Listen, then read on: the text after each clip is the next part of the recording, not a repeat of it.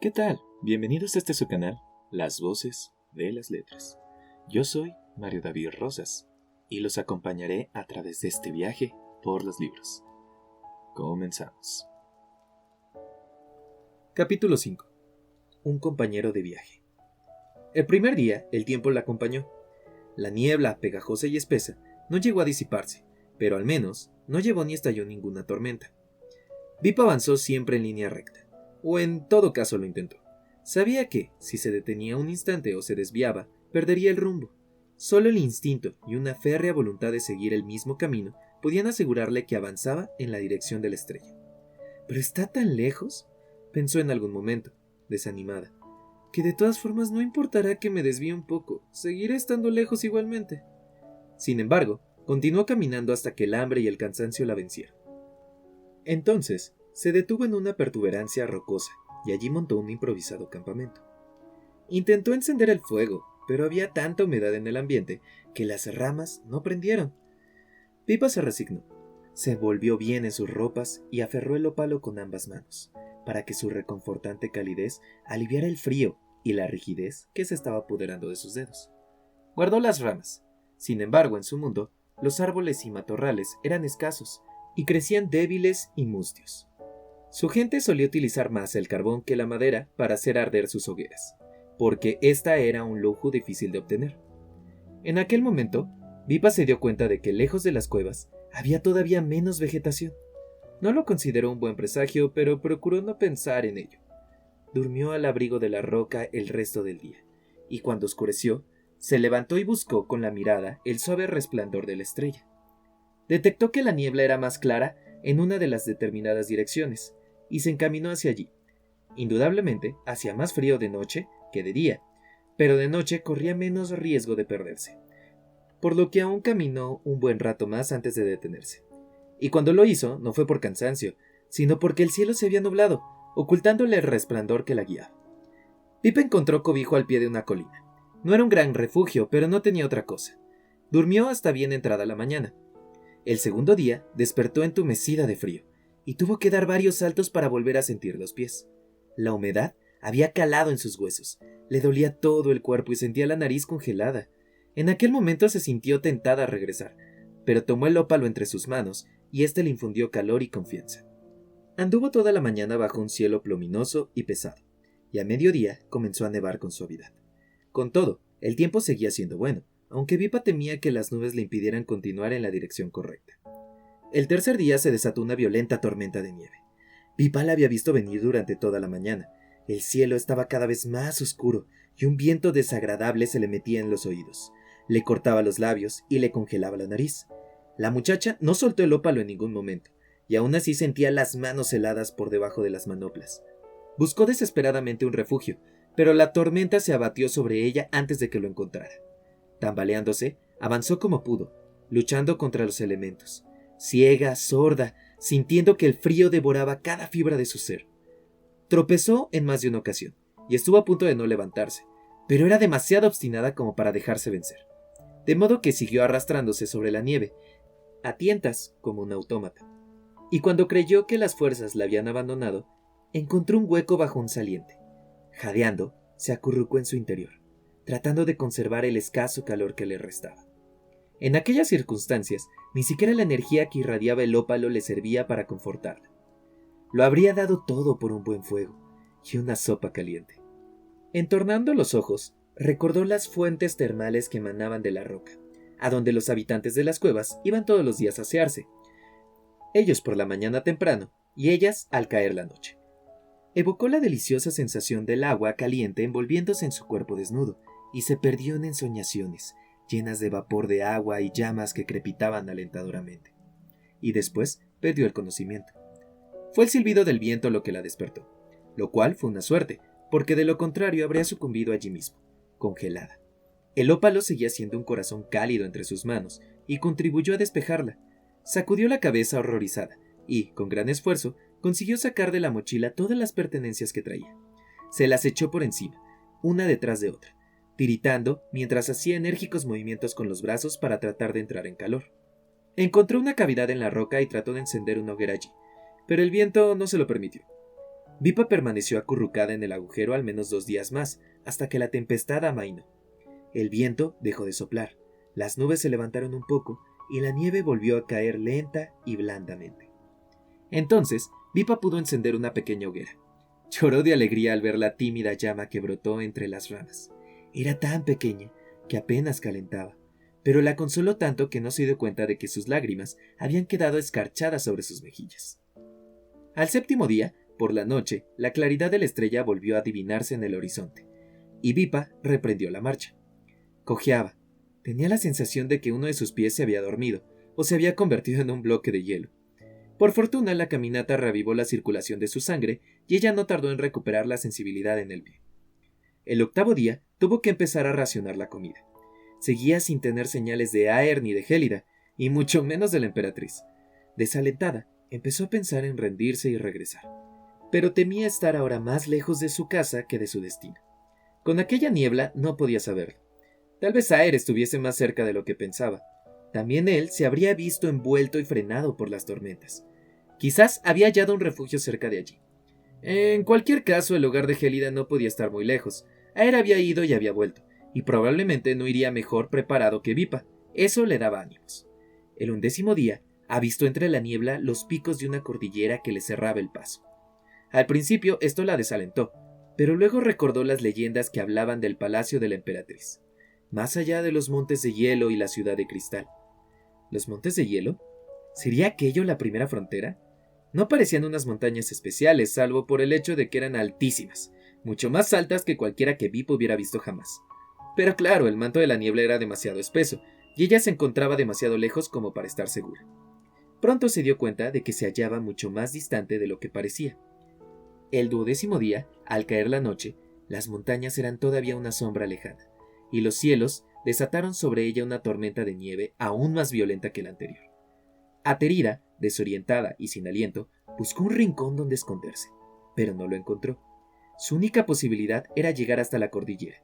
Apretó los dientes, aferró bien el ópalo entre sus manos y siguió avanzando poco a poco, paso a paso, a veces frenada por el viento y a veces arrastrada por él. Llegó un momento en el que se movía sin ser ya consciente de lo que hacía. Su mente vagaba muy lejos de allí, pero una parte de su ser todavía colocaba un pie delante de otro y se acordaba de respirar.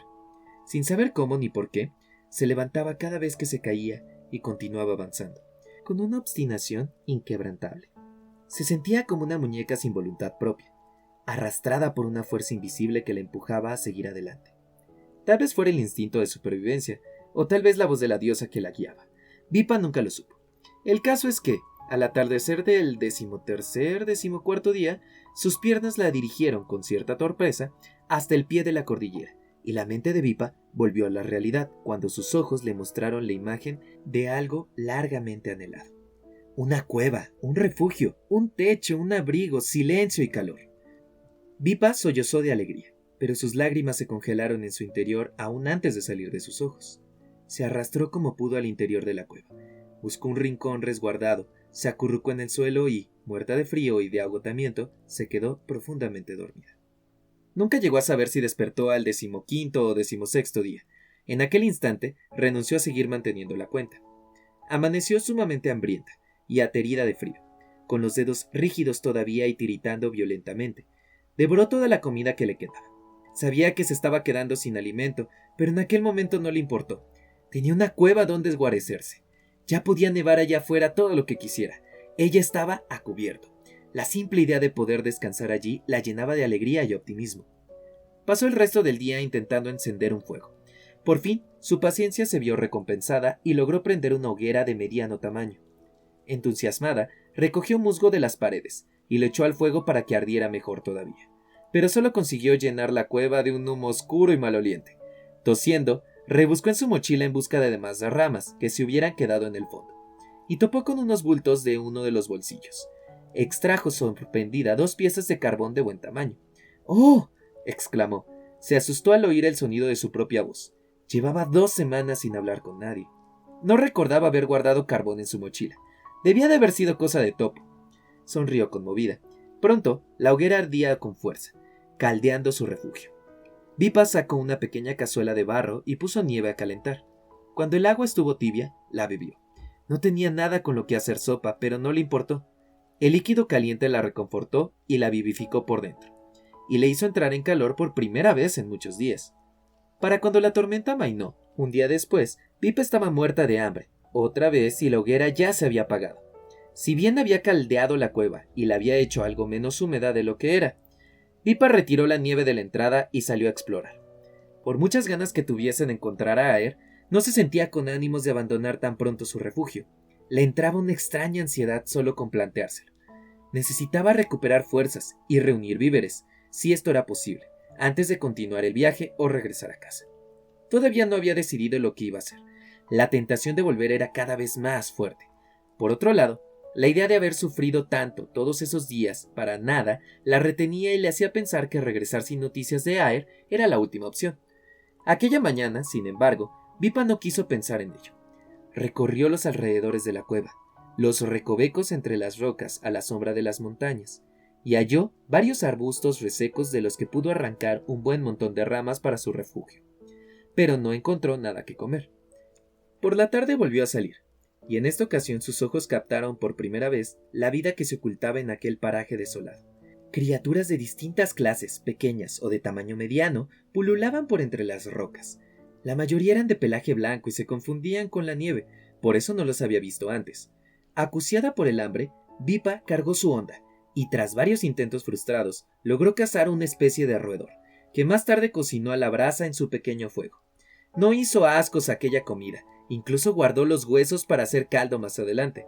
La diosa no se prodigaba mucho a la hora de facilitar el sustento, y menos en aquel lugar. Dadas las circunstancias, Pipa no se podía permitir el lujo de ser exigente. Al día siguiente su exploración la llevó cerca de una extraña escultura de nieve. Pipa se detuvo en seco al verla, sorprendida. Aquello le sacaba varias cabezas, y era demasiado compacto y de forma humanoide, lo bastante definida como para no ser simplemente un cúmulo de nieve caído así por azar. Se alzaba al abrigo de la roca, muy erguido, con los brazos pegados al cuerpo, la línea de la boca tiesa y los dos agujeros que tenía por ojos mirando al frente. Alguien tenía que haberlo moldeado, y recientemente, aunque tenía montoncitos de nieve caída sobre la cabeza y los hombros. En aquel lugar una escultura así no podía permanecer tan compacta durante mucho tiempo. Pipa se volvió hacia todos lados, pero no vio a nadie más. Inspiró hondo y gritó: ¿Aer? Solo el eco: Aer, Aer, Aer, le devolvió su voz. ¿Hay alguien ahí?, insistió ella. Ahí, ahí, ahí. Luego, silencio. Pipa respiró hondo, se encogió de hombros y retrocedió un par de pasos para ver la escultura de nieve en conjunto. No tenía el aspecto simpático de los monigotes que levantaban los niños en las cuevas cuando nevaba. Tenía forma humanoide, como si hubiese sido moldeada con cierta torpeza por las manos de un bebé gigante. La cabeza parecía demasiado grande, los brazos demasiado cortos, y aquella expresión... ¿Cómo podía algo moldeado a partir de un montón de nieve, con una cara dibujada de forma esquemática y apresurada, transmitir semejante sensación de tristeza? Pipa sintió un escalofrío, y por una vez no se debía a la temperatura del ambiente. Desvió la mirada, y se dispuso a continuar su camino. Sin embargo, no pudo resistir la tentación. Se aproximó de nuevo, y alargó la mano para tocarla, solo para comprobar si era tan sólida como parecía, o, por el contrario, se desmoronaba al primer roce. Apenas sus dedos tocaron la mano de la estatua de nieve, percibió un súbito destello en el ópalo que pendía sobre su pecho y una especie de oleada de calor que se desparramó por todo su cuerpo, hacia su mano, fuera de su piel, a través de la manopla, hasta los dedos de la enorme escultura. Perpleja y asustada, Pipa retiró la mano, pero el ópalo volvía a estar como siempre, y la sensación de calor había desaparecido. Había sido tan breve que Pipa empezó a pensar que lo había imaginado. Entonces cayó sobre ella un pequeño montón de nieve sobresaltándola. Miró hacia arriba y se le escapó un grito de terror. La estatua había movido la cabeza y parte de la nieve que le cubría la había caído encima. Con estupor, Pipa lo vio sacudir una vez más su enorme cabeza para terminar de librarse de la nieve sobrante, y cuando aquella cosa se inclinó hacia ella y la miró, con aquellos ojos huecos, Pipa chilló de nuevo y trató de huir. Tropezó con un montículo de nieve y cayó de espaldas, quedando sentada sobre el suelo, incapaz de moverse, mientras veía aterrada cómo aquella escultura cobraba vida ante sus ojos. Después de mover la cabeza, sacudió los hombros y alzó los brazos. Los miró, como sorprendiéndose de que siguieran allí. Luego dio un paso hacia Pipa, pero al notar que ella retrocedía, asustada, se quedó donde estaba, con la enorme cabeza de nieve ladeada sobre un hombro, contemplándola con expectación y cierta melancolía. Pipa jadeaba de puro terror. La estaba mirando. ¡La estaba mirando! ¿Pero cómo podía verle esa cosa cuyos ojos no eran más que dos agujeros perforados en la bola de nieve que tenía por cabeza? ¿Qué era exactamente? ¿Estaba viva? Si no lo estaba, ¿por qué se movía? Y si lo estaba, ¿tendría acaso corazón? Pipa sacudió la cabeza, confundida, y el gigante de nieve la imitó, con tanto entusiasmo que Pipa temió que su cabeza saliera volando por los aires. Pero permaneció en su sitio, demostrándole que aquella criatura era sorprendentemente sólida para estar hecha de nieve. La joven frunció el ceño y trató de pensar con frialdad. Tampoco era tan importante saber qué era exactamente ni cómo había llegado hasta ahí. Lo principal era averiguar si era peligroso, y, en el caso de que no lo fuera, sí podía serle de utilidad. ¿Hola? Le dijo con precaución. El gigante de nieve no respondió, solo continuó con la vista fija en ella. ¿Qué eres?, siguió preguntando Pipa. Luego pensó que tal vez eso no fuera muy cortés y se corrigió. Perdón. ¿Quién eres? ¿Tienes nombre? La criatura permaneció callada. Yo soy Pipa, prosiguió ella, empezando a sentirse estúpida. El otro no se movió. Estaba claro que o bien no le entendía o simplemente no sabía hablar. ¿Pero era necesario que lo observara de aquella manera con tanta fijeza? «Deja ya de mirarme», protestó Pipa incómoda. Le arrojó una bola de nieve desde allí, donde se encontraba, sentada en el suelo, y se arrepintió enseguida de haberlo hecho. Contempló con cierto terror cómo la nieve se estrellaba contra el hombro de aquel extraño coloso animado. Pero él no se enfureció. Volvió la cabeza hacia su hombro, hacia el lugar donde había impactado el proyectil lanzado por Pipa, sin inmutarse, y luego se giró hacia ella otra vez para contemplarla con aquella mezcla de expectación, tristeza y curiosidad. Pipa suspiró con cierta exasperación. Se levantó como pudo, se sacudió la nieve de los pantalones y le dijo aquella cosa, fuese lo que fuese. «Bueno, me alegro de conocerte, pero tengo otras cosas que hacer. Hasta la otra». Le dio la espalda y prosiguió su camino. Pero enseguida, con el corazón latiéndole con fuerza, detectó un sordo rumor detrás de ella, que se detuvo cuando ella lo hizo. Se volvió lentamente para comprobar que sus temores no eran infundados. El coloso de nieve la seguía. La muchacha respiró hondo, nerviosa, y se puso en marcha de nuevo, mucho más deprisa. Le bastó una breve mirada por encima de su hombro para comprobar que aquella extraña criatura aún iba tras de ella. Vip echó a correr. El ser de nieve era tan grande, pero lento, y pronto, con gran alivio por su parte, lo dejó atrás. Se refugió en su cueva, temblando. Cuando consiguió reunir el valor suficiente, se asomó con precaución. Vio aparecer su enorme mole por detrás de un montículo de nieve. Asustada, se acurrucó tras una roca y trató de pasar inadvertida. El gigante de nieve se detuvo junto a la boca de la cueva, demostrando a las claras que la había visto. Si es que podía realmente ver, al parecer. Pero no hizo ademán de entrar. Simplemente se quedó allí plantado, como un centinela, silencioso y quieto. Pipa tardó un rato en atreverse a salir de su escondite. Se desplazó por la cueva, con precaución, y la cabeza del gigante siguió su movimiento, pero eso fue todo. Lentamente, la muchacha empezó a tranquilizarse. Pronto descubrió que la criatura, a pesar de su tenacidad a la hora de seguirla, no tenía intenciones violentas. Por algún motivo que se le escapaba, respetaba su espacio y en ningún momento trató de entrar en la cueva. Pero tampoco se apartó de la entrada, salvo cuando Vip encendió un fuego al caer la noche. Entonces se alejó prudentemente de la boca de la cueva, de aquel foco de calor que podía ser fatal para él, pero no llegó a marcharse. A la mañana siguiente, cuando Vipa se asomó, aún seguía allí. Con precaución la joven salió al exterior. Aún no sabía si era seguro hacerlo, pero se moría de hambre y tenía que encontrar algo que comer para callar el ruido de su estómago. Avanzó en un silencio precavido, sin perder de vista al ser de nieve, pero este detectó enseguida su presencia y movió la cabeza hacia ella. Pipa desvió la mirada y fingió que no lo había visto. Siguió caminando, como si no le prestara atención, pero la criatura no pareció importarle. La siguió, a una cierta distancia, pero con la infatigable lealtad de un perrito. Pipa respiró hondo, cerró los ojos y se detuvo. «Bueno», masculló, «supongo que todo el mundo es libre de ir a donde le plazca, ¿no? Y no puedo impedir que me sigas». Y al decir esto lo miró con resignación, pero el coloso de nieve se limitó a ladear la cabeza indiferente. Pipa no tardó en acostumbrarse a su compañía. La criatura no hacía apenas ruido, no molestaba, no se interponía en su camino. Su única necesidad parecía consistir en seguirla a todas partes, salvo al interior de su cueva, claro. Y pronto, en lugar de sentirse inquieta por su presencia, Pipe pensó hallarla reconfortante. Por alguna razón se creía más segura sabiendo que aquel extraño ser velaba por ella a la entrada de su caverna, aunque nada aseguraba que fuera a defenderla si la atacaba. Y, en cualquier caso, un montón de nieve con forma remotamente humana no parecía un gran oponente.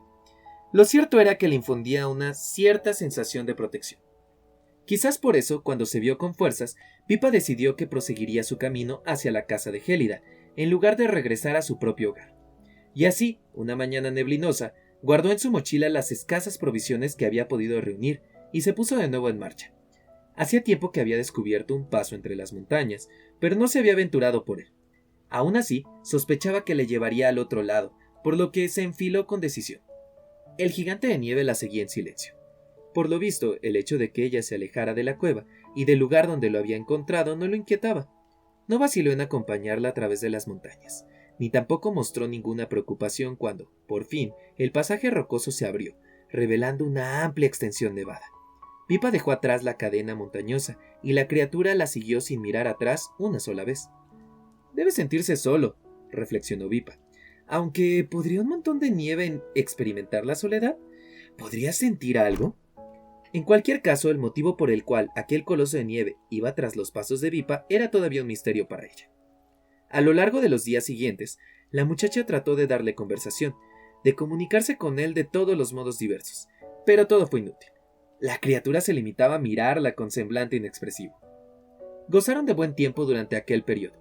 Por descontado, la niebla no se levantaba nunca y las nubes seguían cubriendo el cielo por completo. Pero no se desató ninguna tormenta, eso fue lo importante. Pipa aprovechaba los días al máximo, levantándose temprano y avanzando hasta que no podía más. Quería adelantar todo lo que pudiese ahora que el tiempo era favorable. Se había detenido demasiado en su refugio de las montañas y seguro que Aer le llevaba mucha ventaja. Con todo, no estaba segura de ir en la dirección correcta. Aquella planicie nevada seguía y seguía, y ella continuaba adelante, simplemente porque tenía que hacerlo. Pero podía haber perdido el rumbo, podía estar caminando en círculos, podía... y eran tantas las cosas que podían estar saliendo mal que Pipa procuraba no pensar en ellas. Estaba convencida de que, si empezaba a enumerar las dificultades con las que se podía topar, el miedo y la duda la paralizarían y no la dejarían continuar. Y en aquellas circunstancias lo mejor era avanzar, moverse, no importaba en qué dirección. De modo que seguía caminando, testaruda, y el gigante de nieve la seguía. Por lo menos, se decía ella a menudo, no le discutía sobre sus intenciones ni sobre el rumbo a seguir. No estaba muy segura de saber qué contestar si alguien le preguntara al respecto. Pero la fortuna siguió sonriéndoles, porque justo cuando ya acababan las provisiones y Pipa se planteaba volver a hacer otro alto de varios días para cazar, pescar y descansar, unos pichazos de hielo emergieron en el horizonte. Pipa se detuvo, y el coloso de nieve con ella, con el corazón latiéndole de angustia. Pero después de observar mejor aquellas formas que se adivinaban entre la niebla, respiró, aliviada, pues no eran de nuevo las montañas. Las puntas tenían un aspecto demasiado regular, parecían talladas por manos humanas. A juzgar por el tamaño que se les adivinaba en aquella distancia, podían ser torres, enormes torres que coronaban un amplio edificio que, en efecto, parecía de hielo, aunque Pipa estaba demasiado lejos como para asegurarlo. ¿El palacio de la emperatriz? ¿Tan cerca?, se preguntó, aunque tenía la sensación de que había viajado increíblemente lejos. Recordó entonces que también existía otra posibilidad. «¡Gélida!», murmuró en voz alta. Respiró hondo. Gélida conocía a Aer, podía preguntarle por él. Con un poco de suerte tal vez el chico se encontrase en su casa todavía. Pero se acordó entonces de la flor de cristal que él le había robado. Se preguntó si ella le había molestado mucho, y en tal caso si seguiría enfadada por ello. Dudó, pero la posibilidad de tener noticias de Aer por fin, o simplemente de poder hablar con otro ser humano después de tanto tiempo, terminaron por decidirla. Con paso firme, echó a andar hacia las altas torres que peinaban el horizonte. Alcanzaron el enorme edificio cuando ya comenzaba a oscurecer. Cansada, hambrienta y sin aliento, Pipa se detuvo un instante ante el arco de entrada y trató de distinguir a simple vista lo que había más allá.